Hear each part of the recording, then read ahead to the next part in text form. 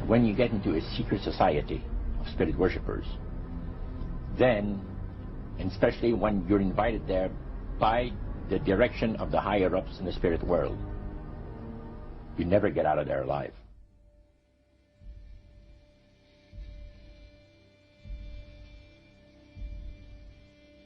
And he told us, he says, look, we worship spirits. We worship Lucifer and all his angels. They're just as beautiful as they did before they were cast out of heaven. He says there was a misunderstanding in the whole thing. He said among the inhabitants of the galaxies. And he says our master was misunderstood. And they always praise the great master, Satan, as a super intelligent being that he is, beautiful to behold. And if he ever appears to you, you won't be able to look upon him because it will be too bright.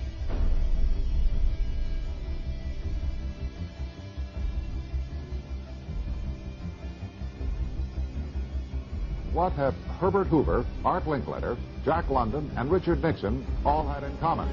Well, they've all been members of the exclusive all-male Bohemian Club in California, where every year at this time, the elite from around the country get together for 2.5 weeks of fun and games.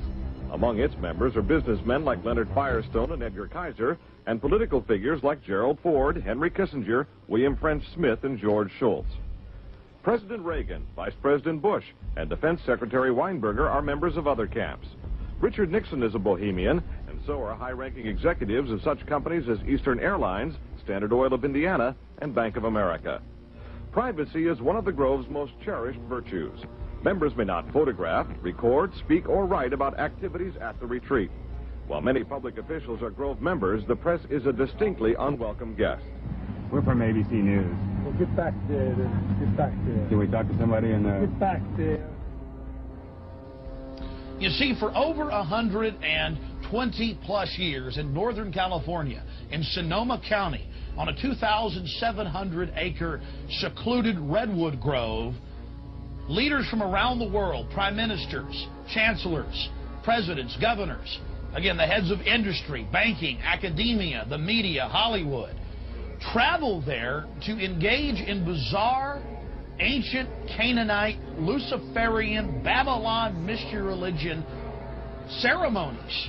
We were inside 4 hours. That's only one day out of the 2 weeks that they meet there for the admitted Summer Fire Festival of the Bohemian Club.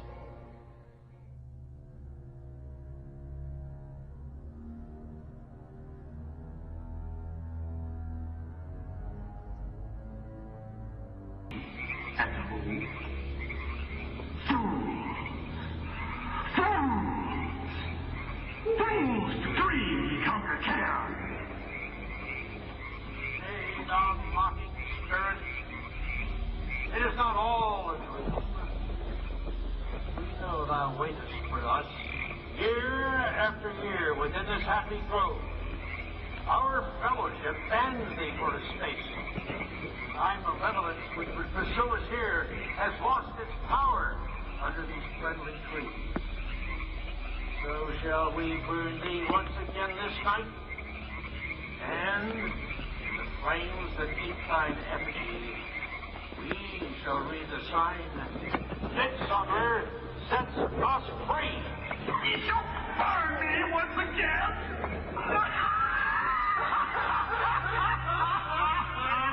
Now but these way, which hither ye have brought from regions where I reign, ye fools and priests, I spit upon your fire.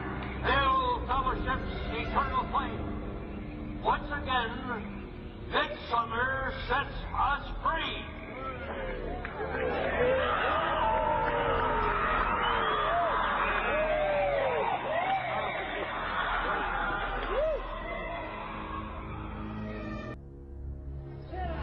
The Bohemian Club,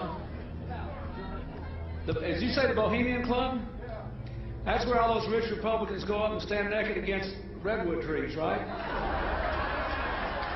I've never been to the Bohemian Club, but you ought to go. It'd be good for you. Get some fresh air.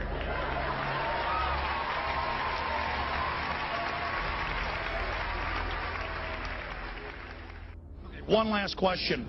I read a Washington Times article many years ago where you had a comment about the organization, and then now it's been in the Wall Street Journal, it's been in a lot of different newspapers, and that's the Bohemian Grove. And back in, what was it, 1996, when you joined as a Clinton advisor, the Republicans were criticizing you, oh, what about Bohemian Grove? And then you countered them by saying, hey, I don't run around in the woods naked. What did that mean? Here is the before-mentioned Washington Times article where he said, I didn't run around naked like they do. I don't know what quote you're referring to. I'm not aware of any quote like that. Listen, I am a happy member of the Bohemian Grove. I like the folks who come there, and it's really inappropriate for me to talk about the group beyond that. Thank you. Have you been there for the ceremony with the cremation of care? Frankly, I don't think that's something I need to talk to you about. Really? That's right. Well, I'm Alex Jones, and I snuck in there in 2000. I'm the guy that blew it wide open and got the video. It's been on national TV. Well, I disrespect you for that. You do? I do. But there's a lot of big public officials going in there. Don't we deserve to know? I don't know anything about you, and I don't know anything about your film. But if you go in there with an understanding, you violated that understanding by releasing that film, and I don't respect you for that. Really? But we have public officials I'm sorry. You took an understanding when you went in there that you would not do that film. And did you have an understanding when you went in there? No. Did you crash it? Yes. Yeah, and it has no trespassing signs there too, doesn't it? No, they put them up after. Oh, I'm sorry. I'm sorry, sir. I've been there before. I know what the circumstances are, and I'm sorry you violated the understandings. That was not a gentlemanly thing to do. But what about the ritual? Is the ritual genuinely?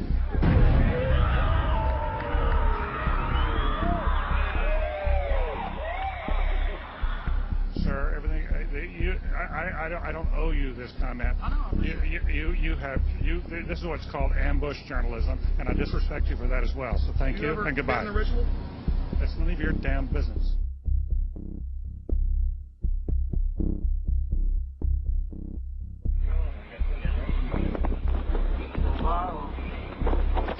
Prince of all mortal wisdom, owl of Bohemia, we beseech thee, grant us thy counsel.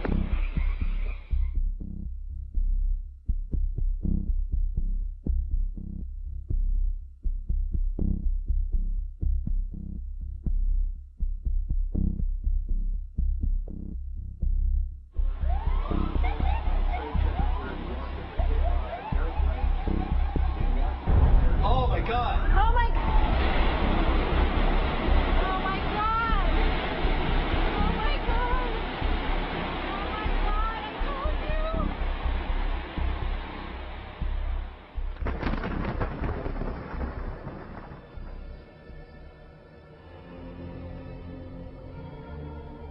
you! Today our nation saw evil, the very worst of human nature.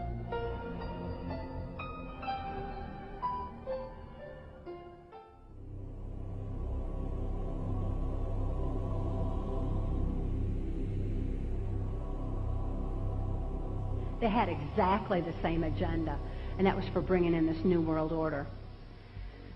I heard George Bush talking at that time. He was talking to Bill Clinton, and I've since photographically recorded it and wrote it verbatim in our book, that when the American people became disillusioned with Republicans leading them into the New World Order, that Bill Clinton, as a Democrat, was going to be put into the office of president. This was decided in 1984. Actually, I'd heard about it even prior to that. But that, as of 1984, they were already discussing it as an absolute fact. The CIA is carrying out mind control on countless numbers of unwitting American victims. And he even went so far as to say the basic methods that they use in this mind control: hypnosis, drugs, and torture. Three parts policy that they had adopted there. The second one was to find a way of being able to get total control of people's minds. And that would be done by taking hypnotism out of the realm of the occult and introduce it as a new science for the benefit of mankind.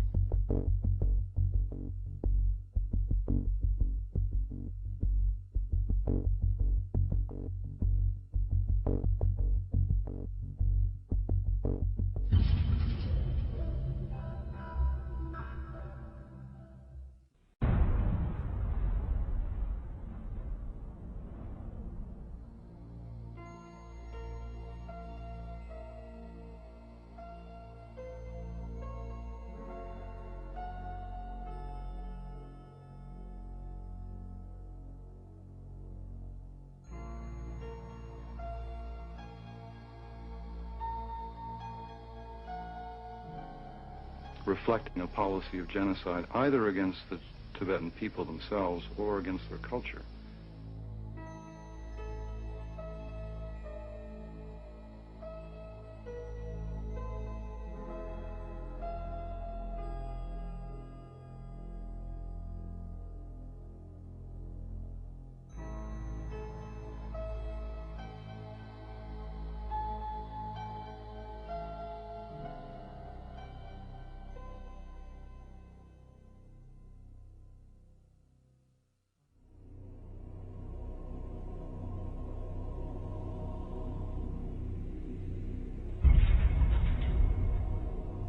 Once I realized I had met an honest, genuine, high-level Freemason who told me there were 13 levels of Freemason above the 33rd degree, and that these people were God. There was no God, they were God.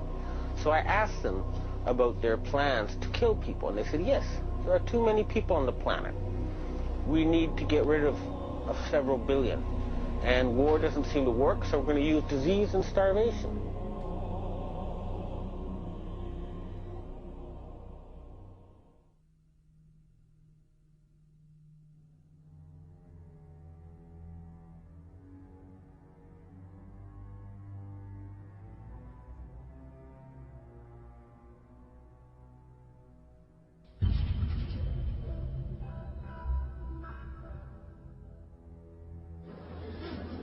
He knew what was happening, and he attempted to warn us when he left office. He told us, quite bluntly and in no uncertain terms, to beware of the military-industrial complex.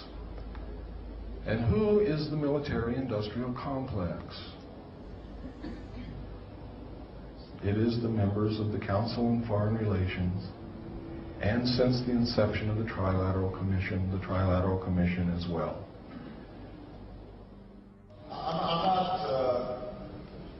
The Council on Foreign Relations, I don't know if I'm an official member. I've spoken there before. It basically is just a forum where a bunch of people talk about foreign policy. Was made up of the Executive Committee of the Council on Foreign Relations. Now, it is extremely significant that you understand that the first 6 members from the government, along with President Eisenhower, were also members and longtime members of the Council on Foreign Relations. They believed in that organization. They believed in its goals, which was one world government.